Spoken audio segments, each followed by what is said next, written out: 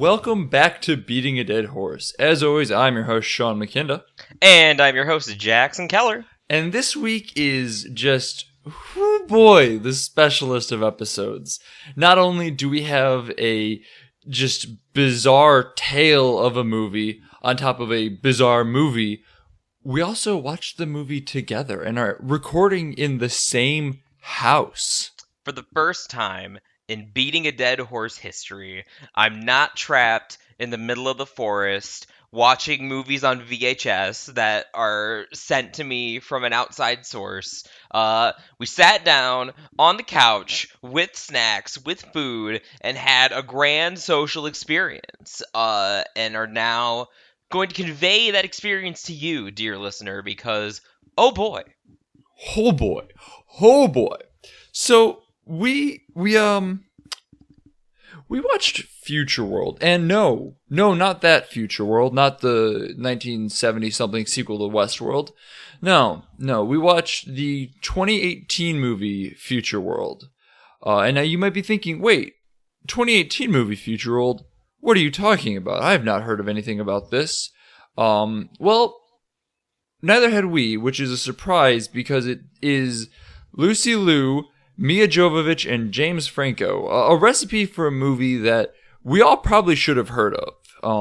It got a theatrical release of some sort, and it did ultimately get a DVD release about a month ago. I stumbled across this at Target and bought it pretty much on the spot because I texted Jackson, I'm like, hey, have you ever heard of this fucking movie? I have no idea what this is. It looks absurd. And we're like, all right, cool. We'll do that for when he's in town, and we'll do a live recording, so to speak. So the thing about Future World is that what we discovered about it, or rather what we didn't discover about it, was just as interesting, if not more so, than the movie itself. And we're gonna definitely get into that. But let's just say that it caught our attention for several peculiar reasons. Mm-hmm. And some of which we did not discover until later.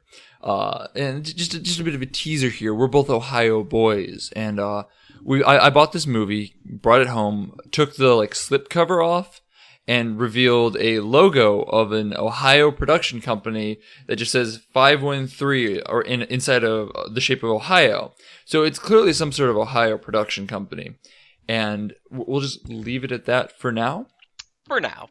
Because it gets the plot of this movie, the meta plot is so wild. But the plot itself is dumb. No, the plot itself is... So, I feel like in the description, we should put a link to the box art of the Blu-ray, because I think people should take a look at this for themselves. And because looking at it, you think it's a film by, the Asylum, right? Like some... the Sharknado people and whatnot. Yeah, the Sharknado people are more famous for Sharknado now, but before, you know how you went to, Blockbuster as a kid, and, maybe you were really into Transformers, and you looked on the shelves, and you found a movie that looked like Transformers, and you're like, wait a minute, and you take a closer look, and it's not Transformers, it's Transmorphers.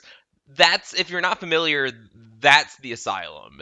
Until they specialized in pumping out Sharknado sequels, they were primarily in the business of tricking moms at Family Video, basically, into renting shit knockoffs for their kids, which I assume that must be their production model. Like any good company, this is clearly just all above the belt. It's, it makes entire sense why they would do this.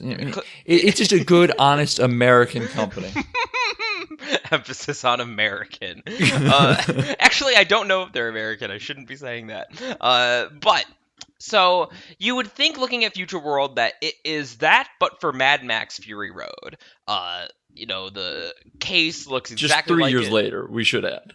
Yeah, it's got a similar font on the title. It's just clearly a Mad Max ripoff.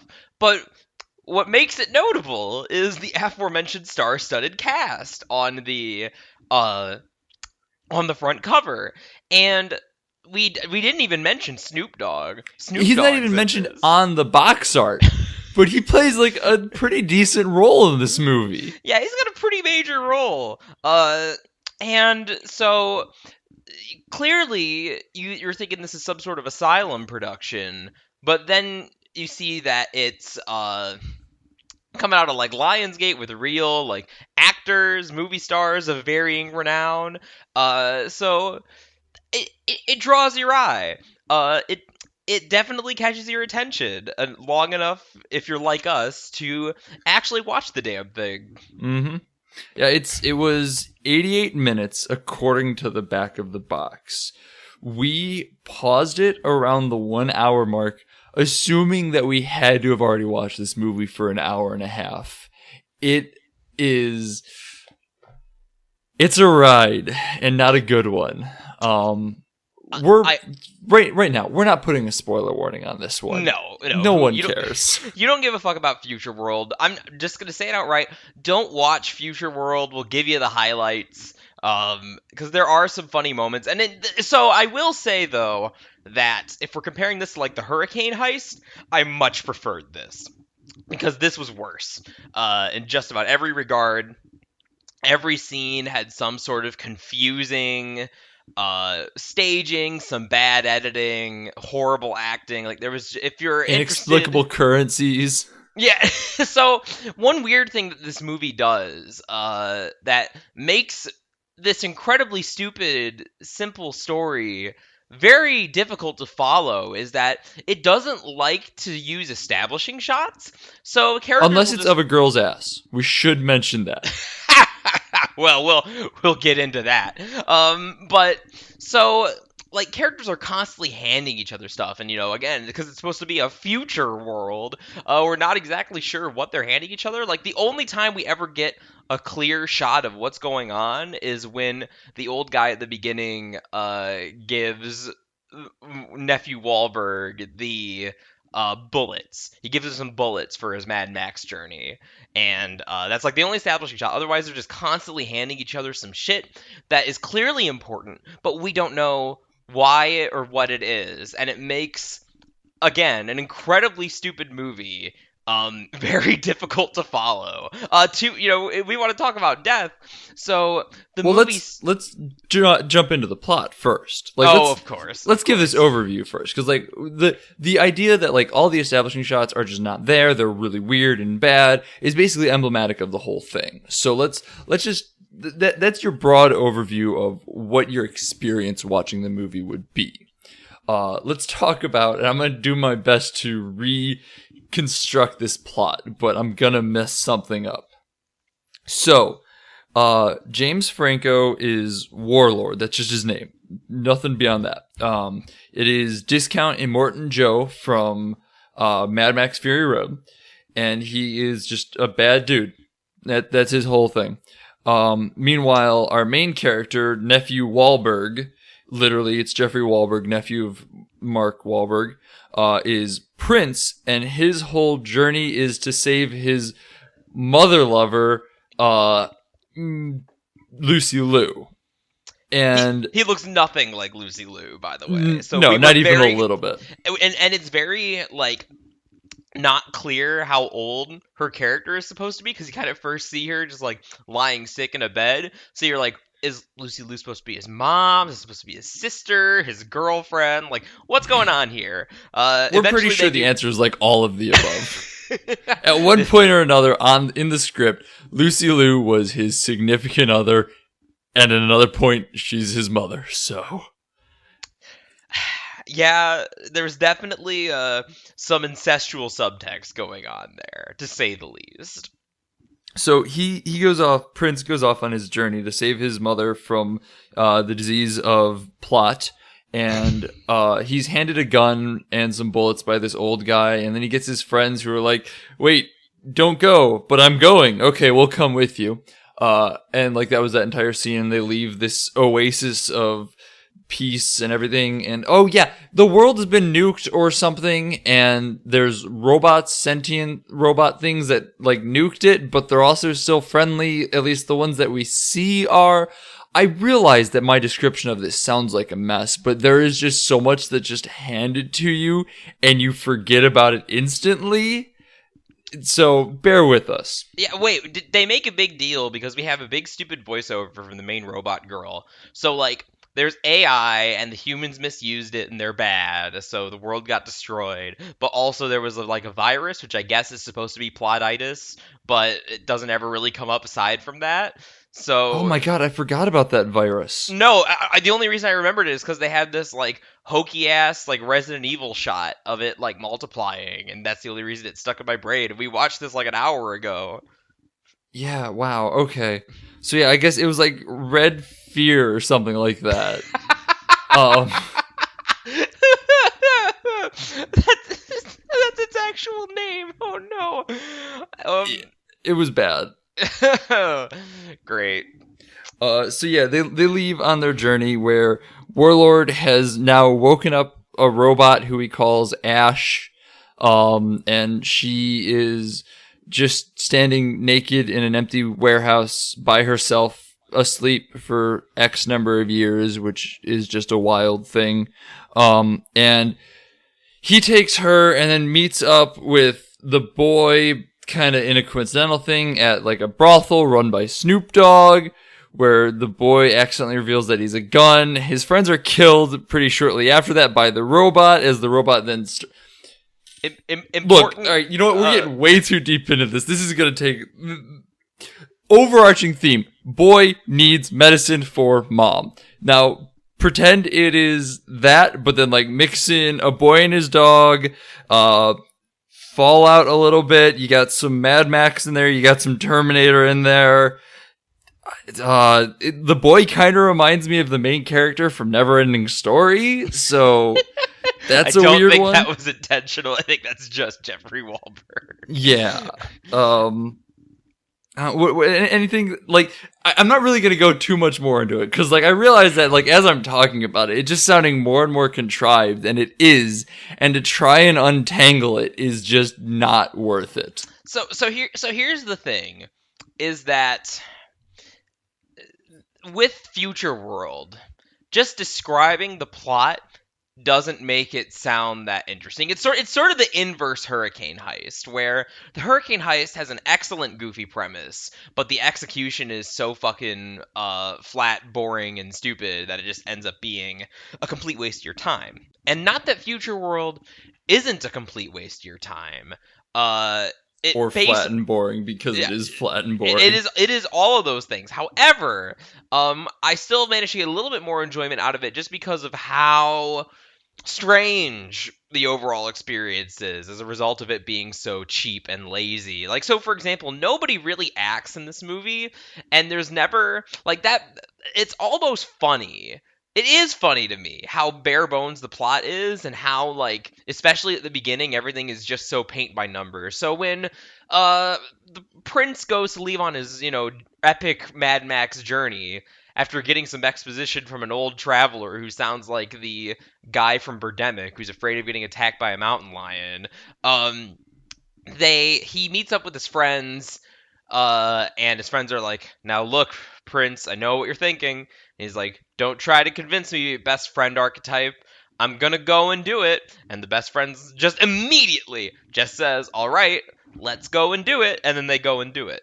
And so what's wild is that there is no acting to speak of, which ends up being hilarious when Snoop Dogg enters the picture, because Snoop Dogg isn't acting at all either. He's just like clearly just reading his lines, but he's just got like a pleasant voice, and it is just clearly just stomping around, like not even giving half a shit, that he ends up being the most entertaining thing in the movie.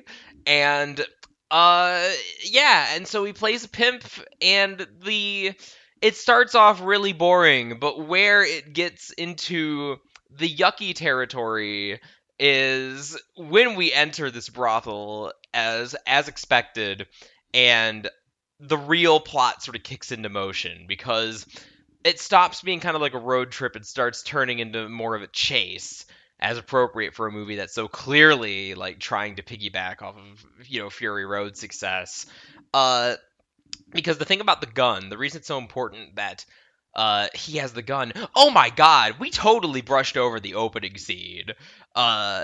And I just want to say real quick that our establishing shot is not of our protagonist, but it's of James Franco, the real protagonist who co-directed the movie and clearly just wanted to, goof around. And it shows the most boring, like, establishing shots of these motorcycles circling this oil rig, which is supposed to be this high-tech facility, which is really funny. Yeah, it's clearly like a gravel pit, oil rig, coal mining thing. It's nothing. Yeah, it's not a place where you would keep, like, a very valuable android. But, I mean, you also wouldn't keep a very valuable android standing naked in an empty warehouse on this property. I get it being naked if it's just like part of a model, but like I would think it would be in some sort of pod, Yeah, but like it's not. It's just chilling, standing dead center, nothing around it, entirely empty warehouse. And so what ends up happening is that there's like this settlement on this oil rig, and there's this old man, and he sees James Franco's little group coming. And he's like, Raiders, Raiders, everyone run! And there's some little kids playing. And there's one little kid just standing around, and he doesn't move, he doesn't run, he just sits there going, Mommy, why are the bad men attacking? I just have to stand here. And so the old man goes and tries to get him to hurry the fuck up, and he doesn't, because this is why you don't bring kids into a survival situation. And then the obvious thing happens. Then James Franco, Immortan Franco comes, and he kills the old man by just stabbing him. But then one of his henchmen in the background picks up the kid like a sack of potatoes and slams him against the wall. If you want to like reimagine this, just pick up a pillow and hit it on a door frame. That's exactly how it goes, and it's so jarring because it just happens in the background, and like there's nothing in the movie like as silly as that. As far as like deaths go, so really sticks out to me, really jarring. It's also like it stands out because like there's nothing even else in the movie like that. No. It's so brutal. It's brutal, but also incredibly funny. It's that weird like borderline between them. I don't understand it. I don't understand why they did it this way. Because most people just get shot or stabbed in this movie. Yeah. But not this kid. No, he needs to get thrown against a wall. That's what he gets for fucking whining. Parallel to the ground. So, yeah. Another movie where the kid should have just run. Should have just done what he was told. Wouldn't have happened. Fucking kids, man. Fucking kids. Just gotta keep feeding that fire, Just gotta... Oh, anyway, so I mean, we would be remiss though if I didn't feed that fire. So let's get back to the plot, because that didn't matter at all in the grand scheme of things. It was just really funny. Yeah, it needed to be discussed. Yeah. So they go to Snoop Dogg's strip club, and he's called the Love Lord, which is the greatest name for like a pimp I've ever heard, I think. Oh my god. Snoop Dogg's the best part. Yeah, Snoop Dogg's amazing. I have to give Mia Jovovich some props for this movie though too, because like somehow she is acting worse than Resident Evil, but is also still very entertaining to watch because of it. This is definitely a case where like she's not even trying. It feels like they didn't give... We'll get to her, but it feels like they didn't even give her a script, and they just told her, I don't know, act crazy. We'll write the other lines around you. You know the clones of Alice? Yeah, like, pretend like one of them is, like, decaying, and you're just losing your mind. You're good. Well, I say that the thing with the kid isn't really related, but it is sort of weird, because this movie likes de-emphasizing like its important deaths, because you think about like that scene with the kid, again, that is a really brutal way to go, and the only reason that it ends up being funny is because it is in the background and it is underplayed like that, because it's so shocking. Yeah. But they do the same thing with a character who actually like has about as much characterization as you're gonna get in Future World, and they're his motorcycle road trip buddies, after they get the attention of the Lovelord, they're given Snoop Dogg convinces them that he has someone who's going to give them information on this quest to go get their fucking medicine, and it turns out to be the lady robot that James Franco steals and orders around, and we'll get into that. But yeah, it's very much a James Franco movie. Yeah, so the lady robot betrays him, and his buddies end up getting shot. But we didn't even tell that they were his friends at first, because it just looks like two random goons in the background. It's only like 5 minutes later where he finally like looks and sees them and is like, Jimmy, no! And it's like, oh, those were supposed to be his friends? Like, especially because like you already know that this robot's gonna turn at some point. Like, you got kind of, like, a little bit of hints of, like, regret that she's under control and, like, hurting people right now. So, like, is she already shooting just randos? Because, like, it's essentially, the scene is treated like she is just shooting two goons outside. Like, it's not set up to be, like, I'm shooting your friends because I'm being ordered to. It's, I'm shooting two people to help you escape in any conventional movie. Yeah, and I don't get it. I don't get why they would make it that way. And well, I mean, I get why. Like, thinking about it, just because it would have been cheaper to like hire an editor to get like a close up take of the friend getting shot, and then like cut that with footage of him struggling against the ladybot.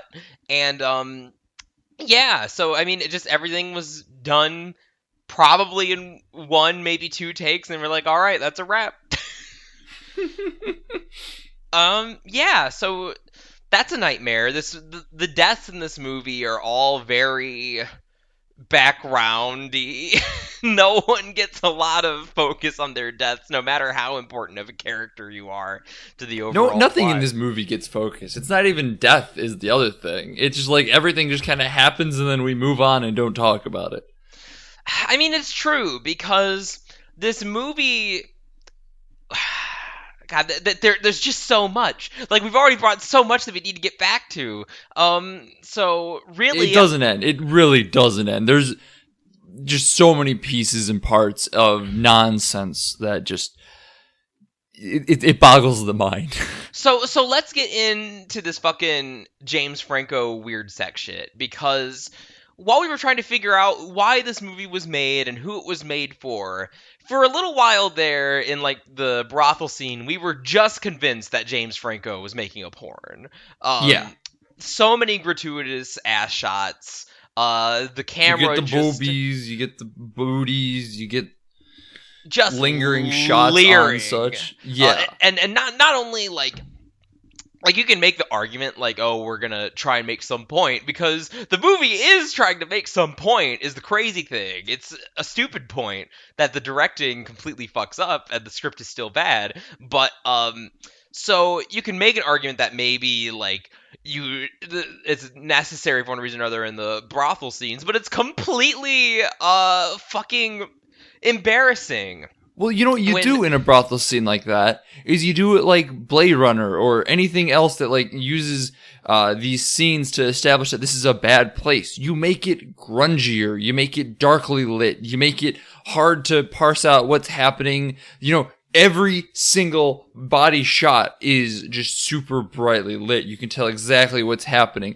Everyone in this post-apocalyptic world looks perfectly healthy and fine. Like, there's nobody in this that looks, you know, actually post-apocalyptic. Some people have a little bit of dirt on their face, and you're like, oh, you go put your head in a puddle and you'll be fine type of deal.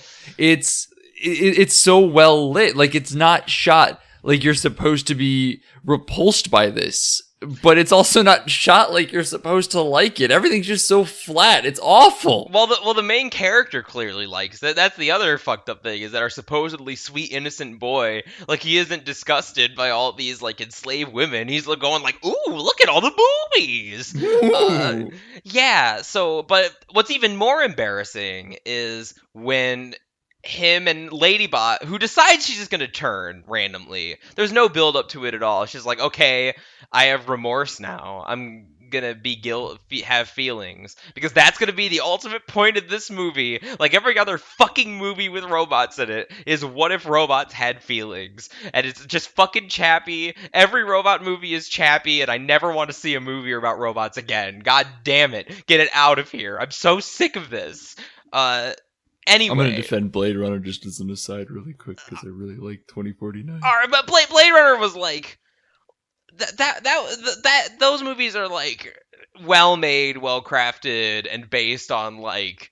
And also say more than just what if robot, but feeling. No, exactly. But every other movie is fucking chappy. And so, she randomly decides to be chappy, and they escape. But then, oh my god, then there's that church scene. She takes. Oh. I got so mad about this, I couldn't even remember what my fucking point was. She was she's like suddenly there's a church scene and she's a Christ allegory of some sort. Like she dies and comes back, but that doesn't really go anywhere either. You can literally plug in every line of dialogue from every stupid robot movie ever, where she even asks like, "What are soul? What is sins?" And he has to like explain, and it's supposed to be really heartfelt. Am I bad? I don't want to be bad anymore. Just shoot me in the face. Yeah. So ultimately, the lady robot ends up being the point of the movie, and there's a point to be made. So, but it feels like there is, because surprisingly, basically how the rest of the plot ends up going is they make it to this paradise temple or wherever that they're supposed to be the medicine, and it's being run by. They're handed the medicine is like the same thing as the currency, the and money. I can't.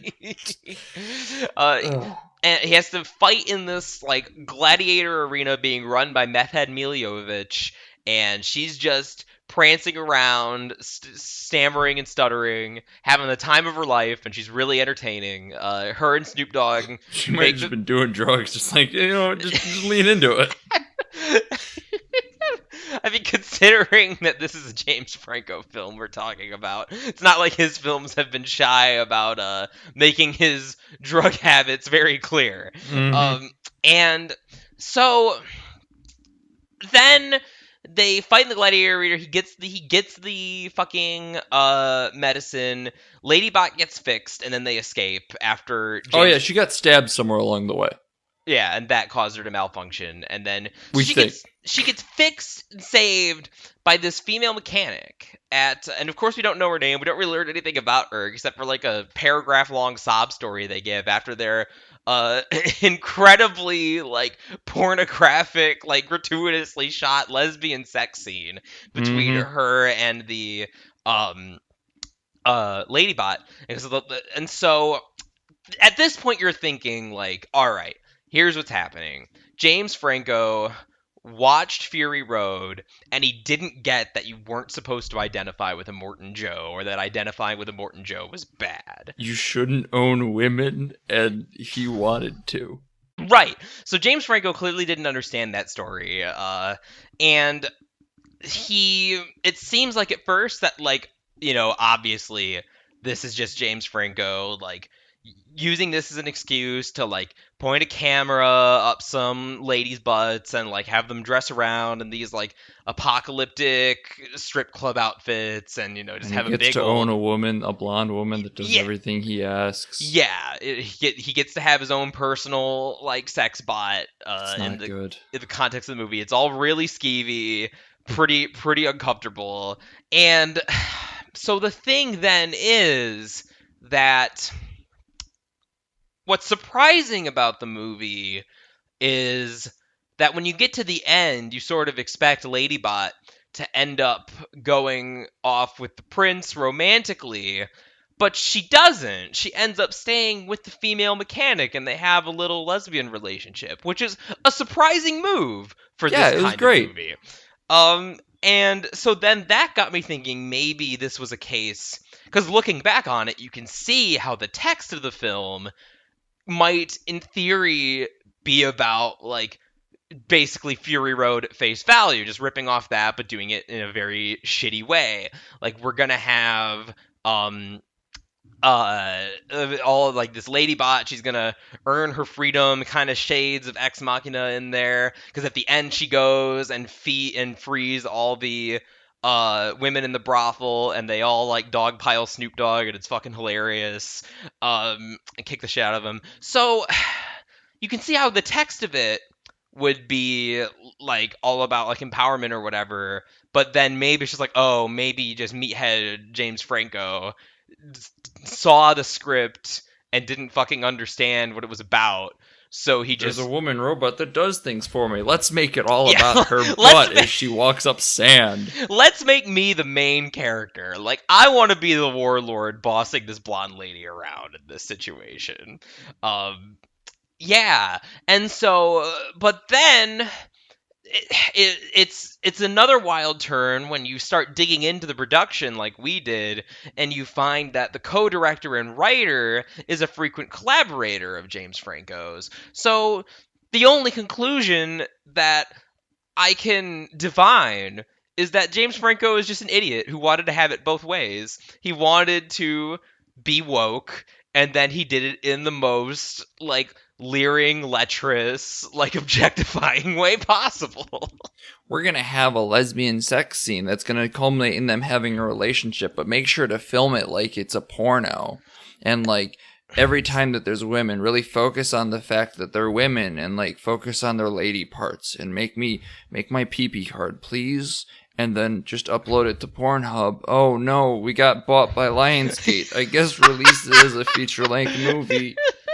Oh no. And side note, related to all of this, like, the skeevy politics of, like, sexual ownership or whatever, Mila Jovovich's part, I have a feeling, was totally written for a man. Because that would make sense going along with, like, the being a Fury Road ripoff, because she ends up being real possessive of the Ladybot, and all about, like, virgin purity and whatnot. Like, so this is the part that was a really solid tip off. Like, the two women have sex, the Ladybot and the mechanic, and then Mila Jovovich comes in and is like, she's not pure anymore. She was pure before, and you have ruined her. You have soiled her, and yada, yada, yada. And, like, that's just such a conventionally masculine outlook that it's so hard to believe that this character was not originally a man. I mean, of all the people in the world that I have met, I would say that as a group, lesbians are probably the least worried about, finger quotes, virginal purity. So yes, this was clearly written to be some sort of, like, drug lord man, but they just cast Mila Jovovich because she wanted to goof around, maybe take a hit off the pipe, and fucking go nuts on camera for a bit.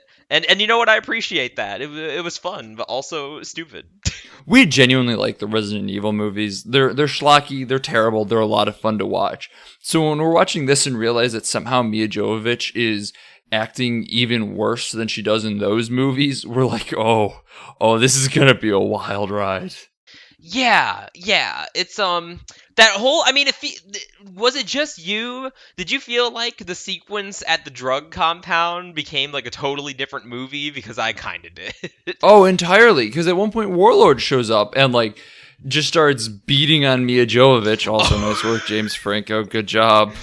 Well, yeah, another indication that maybe the role was written for a man. But it's so fucking badass and hilarious when she, like, roids up on those two needles before just going to town on him with a machete. It's great. I love that scene. Really quick, I just looked up the cast listing and everything like that. Mia Jovovich is just known as Drug Lord. She doesn't have a name, so... Totally, yeah. They did not have her in mind for this role. No, not at all. He probably just literally said, "Oh, she's done some action stuff, right? Put her in there."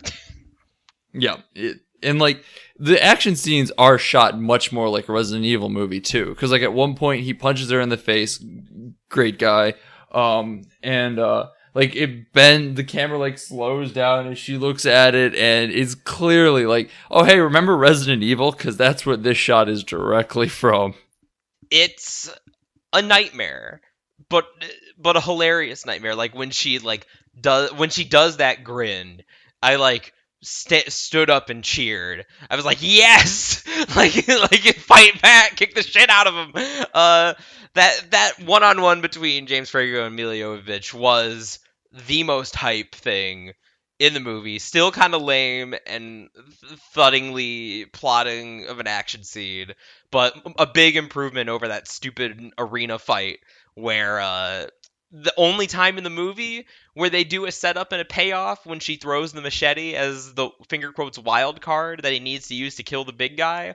And even then, it was quite... Setup and payoff is a stretch. It was like a minute. It was a ham-fisted, like, this is what is going to happen.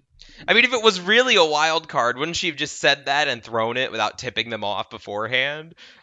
Yeah, so like the setup to this whole fight scene that we're talking about really quick is the Prince, the Wahlberg boy, needs to fight like a big guy and kill him to get the cure for his mother. Don't stupid.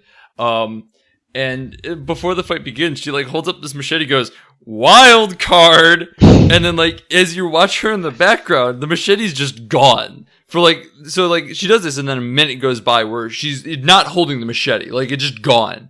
And so we're both like, what the fuck is happening? Is this actually a thing, or did they cut that or something like that? What's wild card mean? And then a minute goes by and she just goes, wild card, and throws the machete in out of nowhere. Oh. It's awful. And like, let's jump on the action sequences for a minute, because they are the most boring action sequences I have ever seen. Oh my god, half of this movie's fucking runtime is just someone on a motorcycle doing nothing in particular in the desert. It's fucking infuriating. It's just like a constant chase scene through the desert, and like in Mad Max it was good and tense, and in this it's just plotting. It's shot so flat, so boring. There's never any excitement behind it. It's just it happens and you go, okay. I've seen more exciting motorcycle chases on the fucking highway on the way home from work.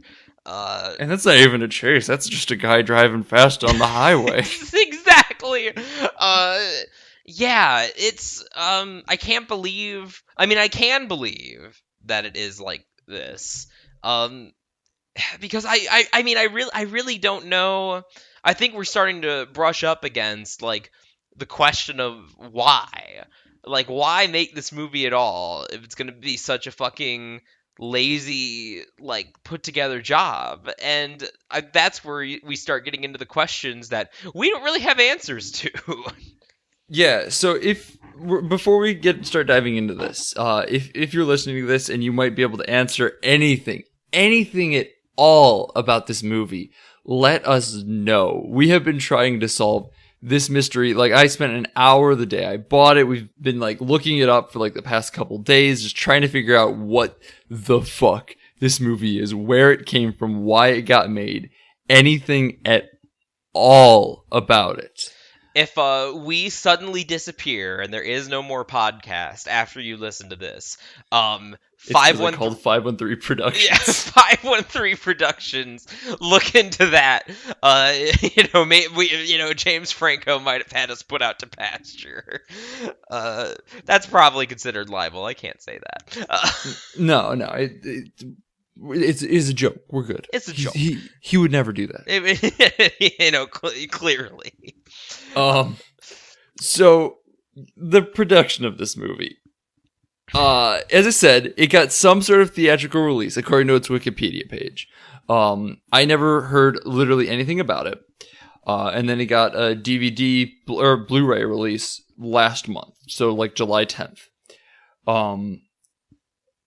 It is, in case it hasn't been perfectly clear yet, a boring, uninteresting movie that does, like, tries to ham-fist a theme or two in at the last minute, but, like, doesn't really have that. There's not really much, like, artistic direction behind it. It just kind of exists. Like, everything just kind of is there and happens because it should, because it's a movie. Like, somebody just said, here's $1,000 and threw it at a camera, and this is what just shit itself out. Yeah, like, it's so very clearly cheaply made that any question that we raise in our discussion of the movie itself can easily be answered with, because it'd be cheaper to do it that way. Yeah. And so the first thing that we're thinking as a point of comparison is obviously Jack and Jill, like the little expose Red Letter Media did on that Adam Sandler film. And that maybe this is just sort of like Ponzi tax scheme, that or maybe just some sort of lazy like way to make money, like abusing Hollywood accounting. Again, I want to stress, not making any accusations of legal wrongdoing here, but yeah, we have no idea. We cannot track anything down about this movie. No, we are not journalists. We are not experts in like movie production. We are just curious about why something like this would get made, and because it's on the surface, it seems like it's simple enough. Like, make this movie incredibly cheaply, get some big names, and throw it out into like a bargain bin at Target to maybe get either curious people like us or just trick someone who will watch a movie with a movie star in it. But the weird thing about that is that I could buy that if this were like 1990 and, you know, you're going to the video store and that's the main way that these sort of cheap movies are made. Like, they put all their budget into getting a big name and like turning a profit that way. But, you know, this isn't 1990 anymore. Why would you release something direct to video, basically? Why would nobody buys DVDs anymore except for like hardcore film buffs who want to like own stuff? So I don't get it. This feels like the Netflix movie, like a Netflix original movie before they started getting good. Like the type of thing that they would just slap on, just be like, hey, we have some Netflix original movies. But like, it's not on Netflix. Or at least I haven't checked, but I don't think it's on Netflix, and it's definitely not a Netflix original movie. So I don't, like, it's not drawing anybody to a service. And we gotta mention the trailers that played when we watched Oh this. my god. Yeah, you're gonna be hearing more about this production company from us. Yeah, don't think this isn't gonna be the last you've seen of Grindstone Entertainment Group. Because every single trailer that played before the movie, we watched them all. They were all ridiculous looking, low budget productions that we're very much interested in watching. Oh yeah. But they all had casts with pretty big names. Like Guy Pearce was the star of one of them. Nicolas Cage was in one of Nicolas them. Cage was in one. Giancarlo Esposito. Inconceivable. We got to talk about that one. But Giancarlo Esposito, the Gus from Breaking Bad, he directed one of these, and he's, you know, also was the main character. So these are not nobodies. This isn't just like a nobody production, and yet why has nobody ever seemed to have heard anything about these films or know anything about them? It's wild. So here's an interesting question. Yeah. Is this a way to run out people's contracts? Ooh, quite possibly. That's a pretty plausible theory. I could believe that. Because Like, we have James Franco for another movie of some sort in like Lionsgate, so we bought this production company that'll make like a shitty schlocky movie really quick, and like he can direct it if he wants to. I don't give a shit. And like just pump it out. So he's officially done this movie. We paid him. We move on. So James Franco is the interesting. James Franco is the key to all this. If we could get him working, because he's a funnier character than we ever had. No. So he seems to be involved in a lot of these, and this is maybe where we want to start breaking down Future World specifically because I think we came to some answers. So, starting with like the big common denominator with all these movies, Grindstone Entertainment Group. They, as far as I can tell, are just the direct to video SLOC branch of Lionsgate. I don't know why Lionsgate would need a branch like that, but I think that's just what it is because it has this whole history. Apparently, was this other production company that did make films that people have actually heard of, like Juno and the first Harold and Kumar. And then at some point they got bought out by Lionsgate, and I think the people involved with the original production company split off to make another production company who also produced some more recent films that are like real films that again people have heard of and seen. Can't think of any off the top of my Don't breathe. head. Yeah, Don't Breathe, and stood out, and there were a couple others. So so that seems simple enough. Grindstone is, as the name implies, the grindstone. Just grind them out. So that's fine and dandy. But then when you look at all the names and companies involved in the production of Future World, we have Dark Rabbit Productions, I think. Black Crow, something like that. Black Sparrow. Yes. Like Black Sparrow Productions, and then 513 Productions. And AMBI Media Group. Yes. That's the other one. So, I'm going to talk about this because this was kind of my baby, was trying to figure out what the fuck these production groups are. Yeah, you are the one that stumbled upon Future World, so please tell us what the results of your homework are. So, Ambi, I didn't do a whole lot of research into them. I'm pretty sure they're a pretty standard production group. Like, I couldn't find too much out about them. It's fine. The other two, Black Sparrow and Dark Rabbit.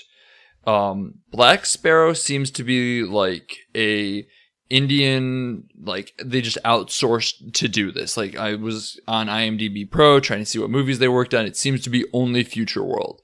So I assume that it's just like some shell company that they outsourced to India to like just get it knocked out so they could have their own name on it. Yeah, get some cheap visual effects work done. Not that uncommon. Yeah.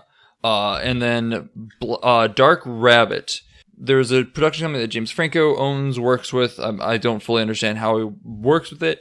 Called Rabbit Bandini, which is close enough to Dark Rabbit. And like the things that we've kind of looked into with Dark Rabbit all seem to be tied to James Franco in one way or another. So we're assuming that this is a Franco production company of some sort.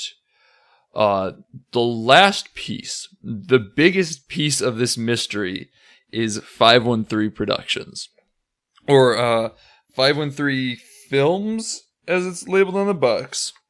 And I use both of those interchangeably because I can find absolutely nothing out about these people. They're not even listed on the Wikipedia page. I was excited to like turn on the movie to see if like their logo actually showed before the movie or if it's just on the box. And sure enough, it's like in the movie itself. Is that it's clearly Ohio. 513 is in Cincinnati area code. The shape of their logo is Ohio. And so like I'm like, all right, look, I need to find anything else I can about this production company. It's wild. So I've Googled this. I've spent probably 2 or 3 hours looking for any information I can find on these guys. The closest I came was I found a just random phone number for 513 Productions that seems like it could be related to this 513 Films. There's a number of 513 Productions, but none of them really seemed to fit the bill in the way that this number did. So I gave it a call just to see, like, hey, are you guys the guys that work with this? Can you tell me anything about it? What do you know? And it rang twice, and then somebody picked up, and I went, hi, is this 513 Productions? And there was just this poignant pause, like they're trying to think of what to say. And they go, yeah. I'm like, all right, cool. I found this number online. I just, I have a couple quick questions. Can I ask? And the guy's like, well, 513 Productions is actually my son. Do you want me to like leave a number so you can call him? And I'm like, you know what? It's not that big of a deal. I don't need to do this. So don't worry about it. And, I hung up and moved on. I don't know why this phone number that clearly belongs to 513 Productions was picked up by his father. I have no idea how old this person is whose number I called. I have this phone call just added so many more questions than answers, and I am no closer to finding out who the fuck 513 Films is.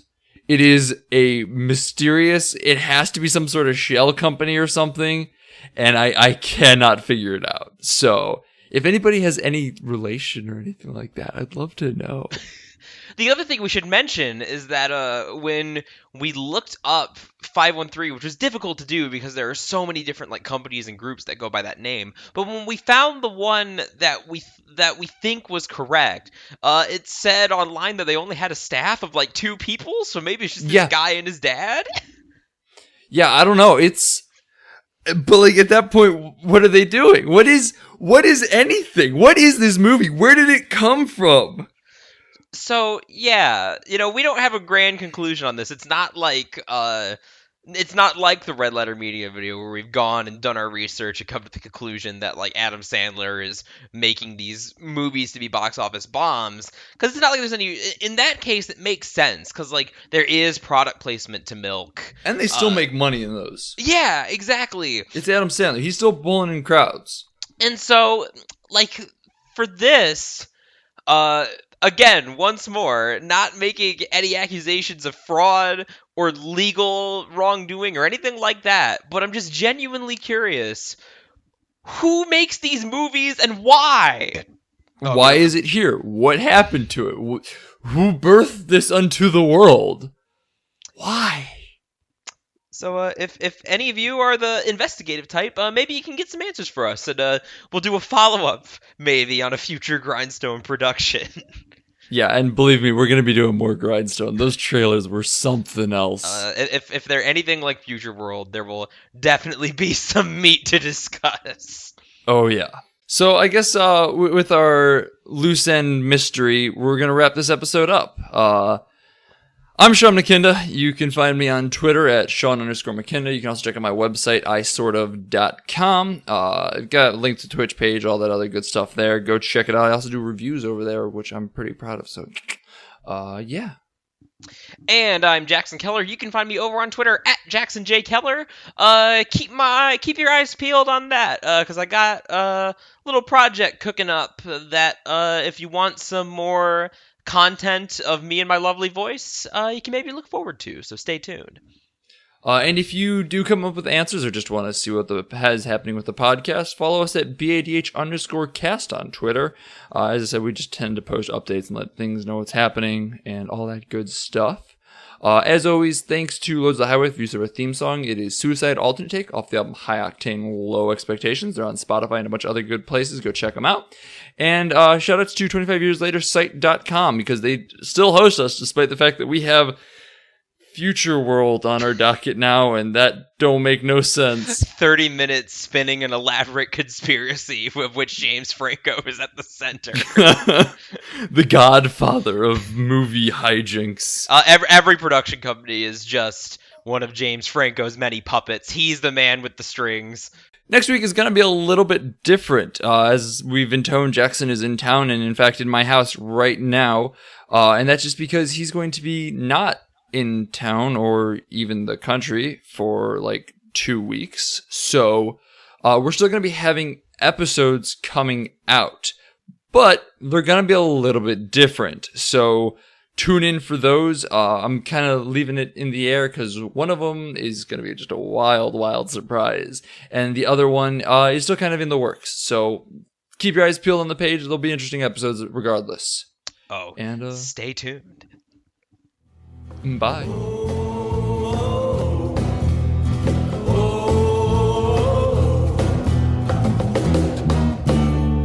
Don't you go into the ground. Don't won't you go?